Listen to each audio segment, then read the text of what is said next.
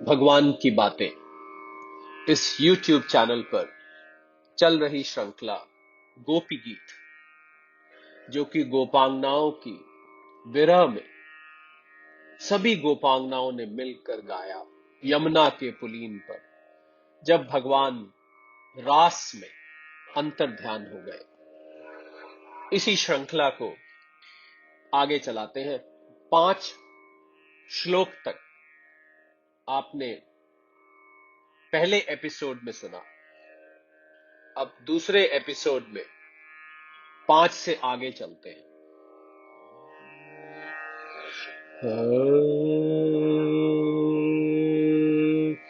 ब्रज जनाद्रितं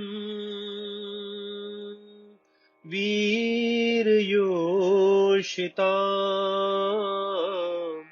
निज जन स्मये ध्वंस स्मृता भज सखे भव किंकरी स्मनो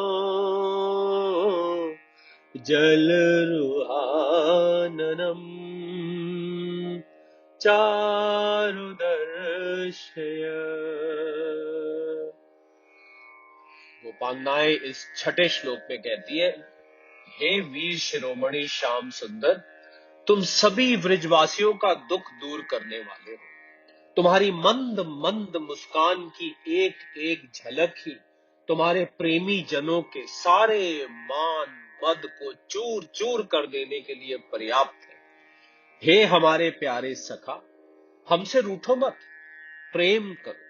हम तो तुम्हारी दासी हैं, तुम्हारे चरणों पर न्यौछावर हैं। हम अबलाओं को अपना परम सुंदर सांवला मुख कमल दिखलाओ।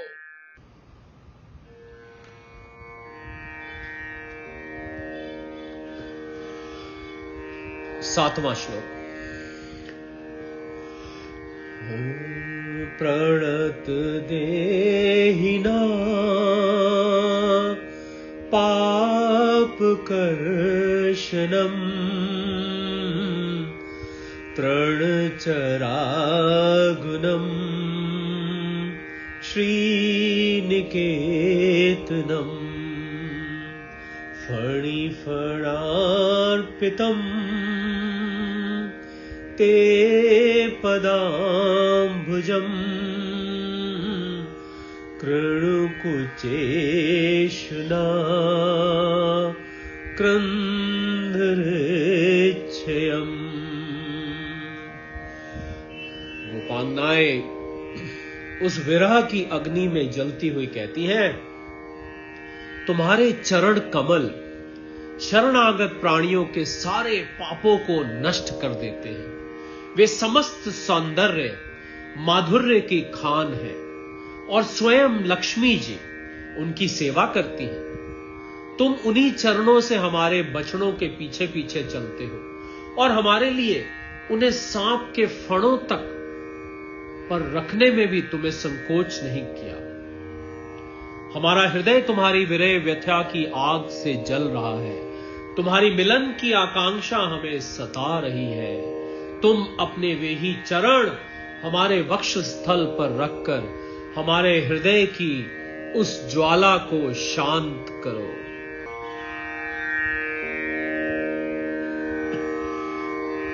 8वां श्लोक।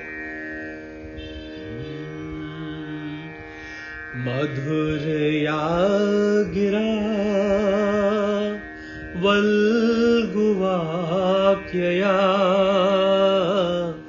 बुधमनोज्ञया पुष्करेषणा विधिकरीरिमा वीरमुयति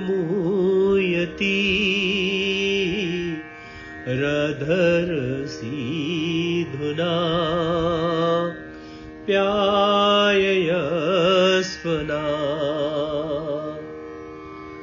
प्रेम से विहल वो गोपियां इस 8वें श्लोक में कहती हैं, हे कमल नयन, तुम्हारी वाणी कितनी मधुर है, तुम्हारा एक एक शब्द हमारे लिए अमृत से बढ़कर मधुर है। बड़े बड़े विद्वान उसमें रम जाते हैं, उस पर अपना सर्वस्व न्यौछावर कर देते हैं। तुम्हारी उसी वाणी का रसास्वादन करके तुम्हारी आज्ञाकारिणी दासी गोपियां मोहित हो रही हैं।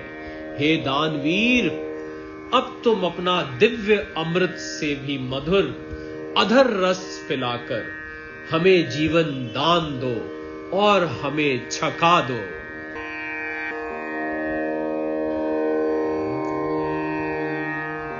श्लोक। तव कथामृतम् तप्त जीवनम् कविभिरीडितम् कल्मषापहम् श्रवणमङ्गलम् श्रीमदाततम् भुवि गृह्णन्ति ते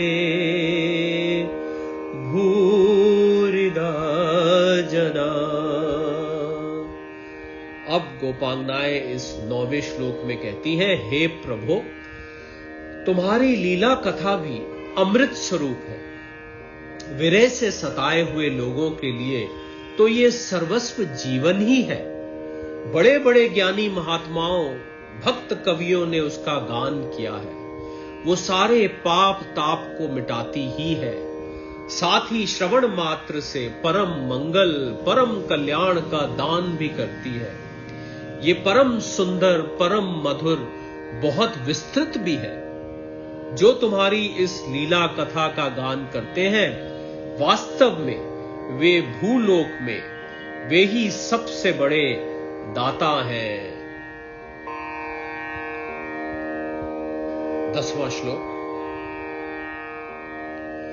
प्रहसितं प्रिये प्रेम वीक्षणम् विहरणं च ते ध्यानमङ्गलम् रहसि संविदो या हृदये स्पृशा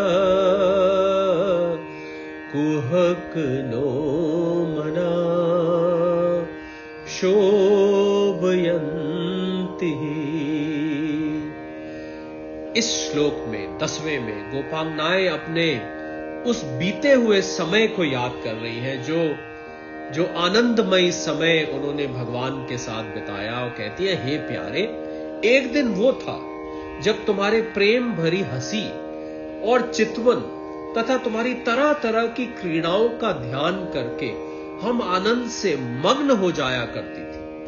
उनका ध्यान भी परम मंगलदायक है। उसके बाद तुम मिले, तुमने एकांत में हृदय स्पर्शी ठिठोलियां करी, प्रेम की बातें कही। हे छलिया, अब वे सब बातें याद आकर हमारे मन को शुद्ध कर देती हैं, हमसे वो बर्दाश्त नहीं होता।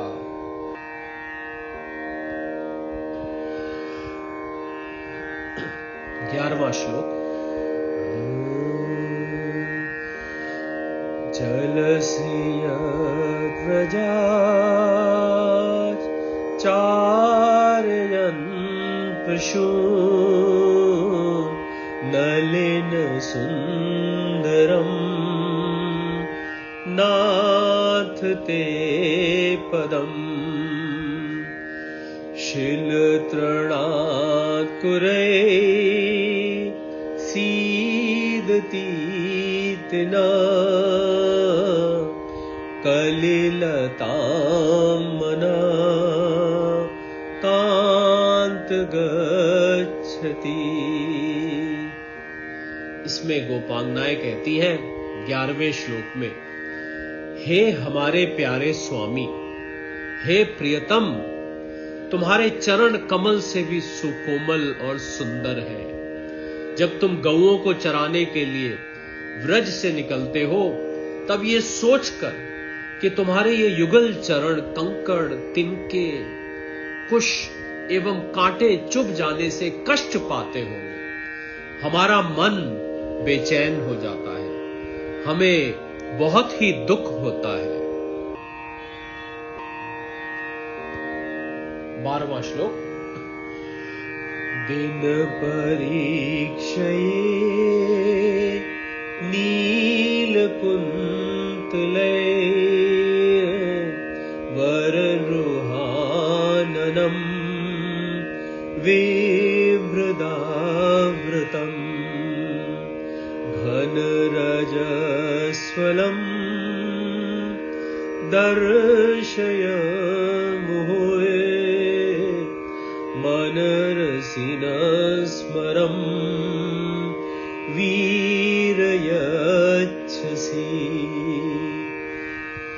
इसमें गोपांगनाएं फिर अपनी पुरानी स्मृति लाते हुए कहती हैं, हे हमारे वीर्य प्रियतम, दिन ढलने पर जब तुम वन से घर लौटते हो तो हम देखती हैं कि तुम्हारे मुख कमल पर नीली नीली अलके लटक रही हैं और गौओं के खुर से उड़ उड़कर घनी धूल पड़ी हुई है। तुम अपना वो मनोहारी सौंदर्य हमें दिखा दिखाकर हमारे हृदय में मिलन की आकांक्षा उत्पन्न करते हो। 13वां श्लोक। प्रणत कामदम् पद्मजार्चितम् धरणिमण्डनम् घेयमापदी चरणपङ्कजम्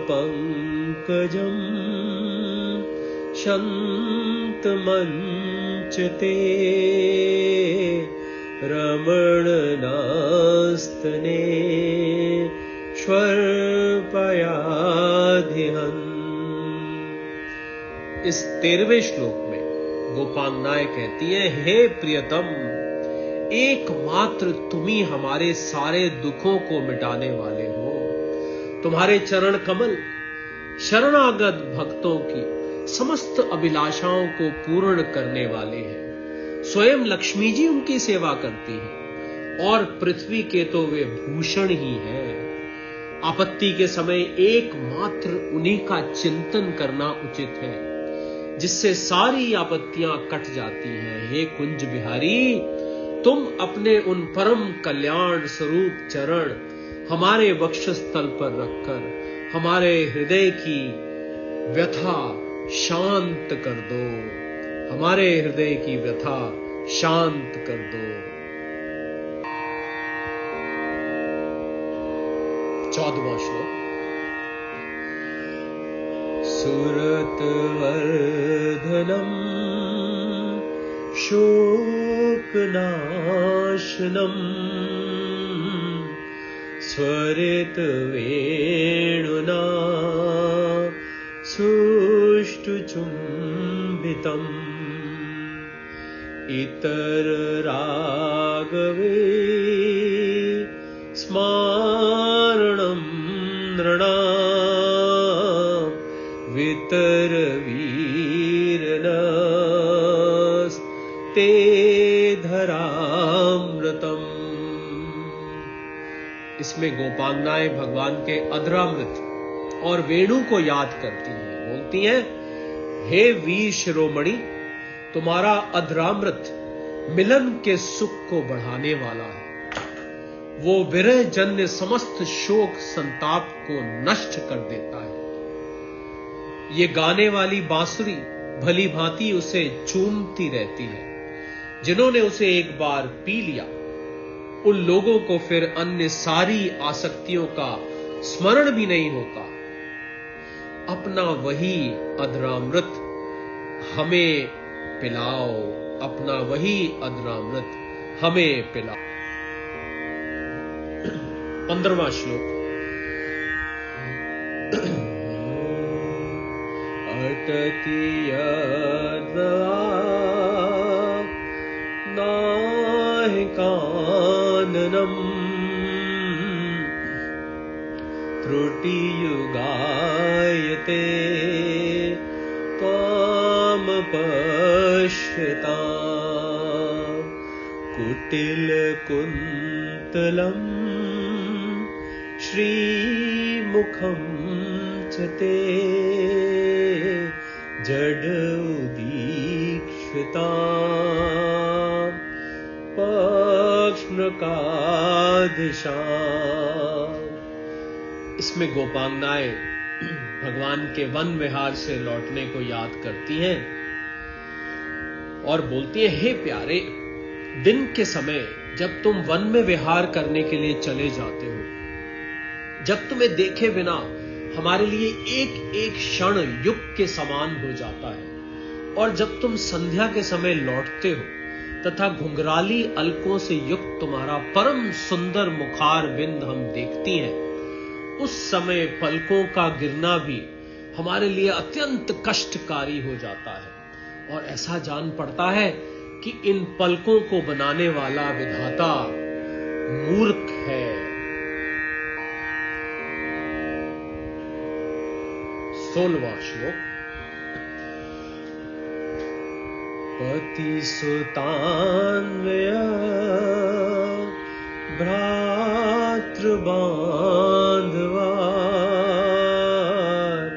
नतिविलभ्यते त्यज्युता गता गतिविदस्तवो द्वीतमोहिता कितवयोषिता कस्त्यजे निशि। इस 16वें श्लोक में गोपांगनाएं भगवान को उलाहना देती हैं। वो कहती हैं कि देखो हम किस किस को छोड़ के आए हैं। हे प्यारे, हमारे प्यारे श्याम सुंदर, हम अपने पति, पुत्र, भाई, बंधु, कुल परिवार का त्याग कर उनकी इच्छा और आज्ञाओं का उल्लंघन करके तुम्हारे पास आई हैं। हम तुम्हारी हर चाल को जानती हैं, हर संकेत समझती हैं और तुम्हारे मधुर गान से मोहित होकर यहां आई हैं। गोपांगनाएं अपनी विवशता व्यक्त कर रही हैं। हे कपटी, ये केवल गोपांगनाएं कह सकती हैं। हे कपटी, इस प्रकार रात्रि के समय आई हुई युवतियों को तुम्हारे सिवा और भला कौन छोड़ सकता है।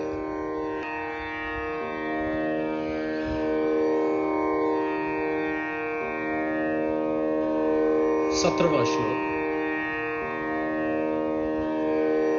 रहसि संविदम् प्रेक्षयोदयम् प्रहसिताननम् प्रेम वीक्षणम् बृहदुराश्रयो वीक्षधामते मुहरति स्पृह मूयते मना। इसमें गोपांगनाएं फिर अपनी विरह को व्यक्त करते हुए, उलाहना देते हुए कहती है, हे प्यारे, एकांत में तुम मिलन की इच्छा और प्रेम भाव जगाने वाली बातें किया करते थे, ठिठोली करके हमें छेड़ते थे। तुम प्रेम भरी चितवन से हमारी ओर देखकर मुस्कुरा देते थे और हम तुम्हारा वो विशाल वक्षस्थल देखती थी जिस पर लक्ष्मी जी नित्य निरंतर निवास करती हैं। हे प्रिय, तब से अब तक निरंतर हमारी लालसा बढ़ती ही जा रही है और हमारा मन तुम्हारे प्रति अत्यंत आसक्त होता जा रहा है। 18वां श्लोक।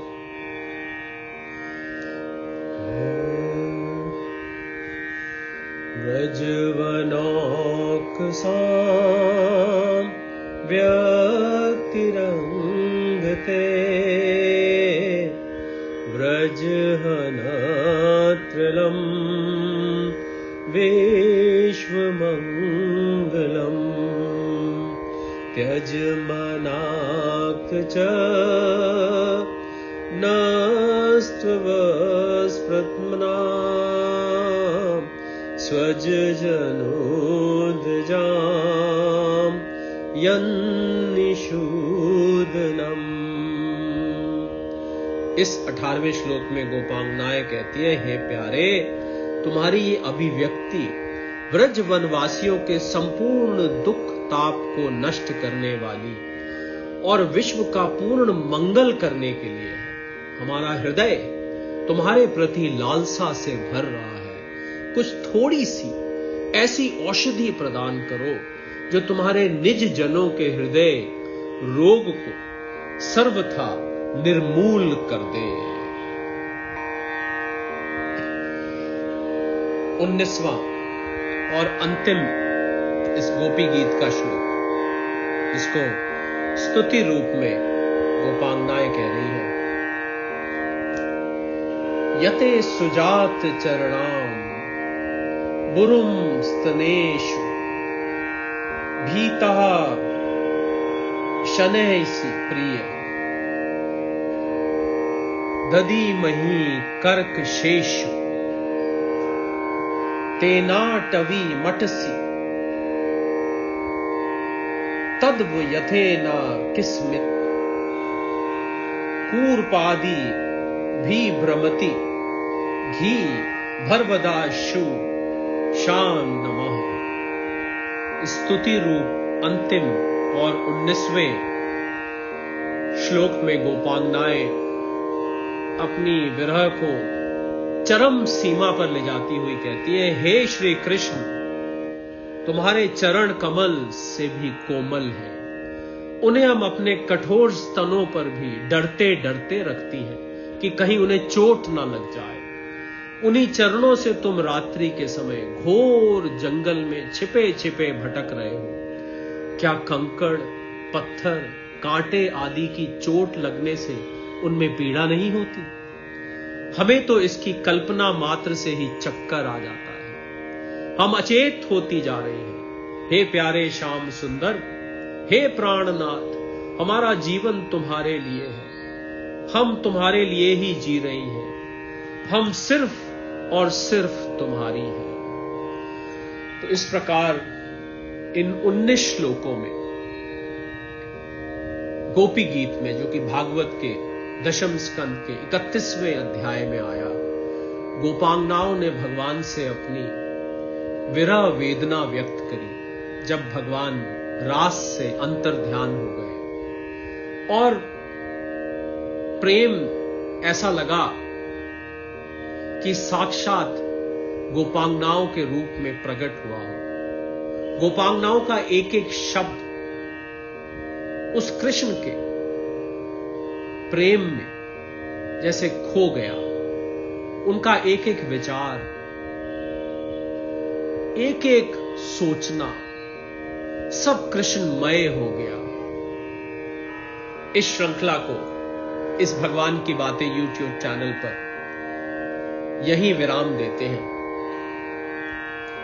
आगे आपसे फिर किसी श्रृंखला में ऐसे ही अद्भुत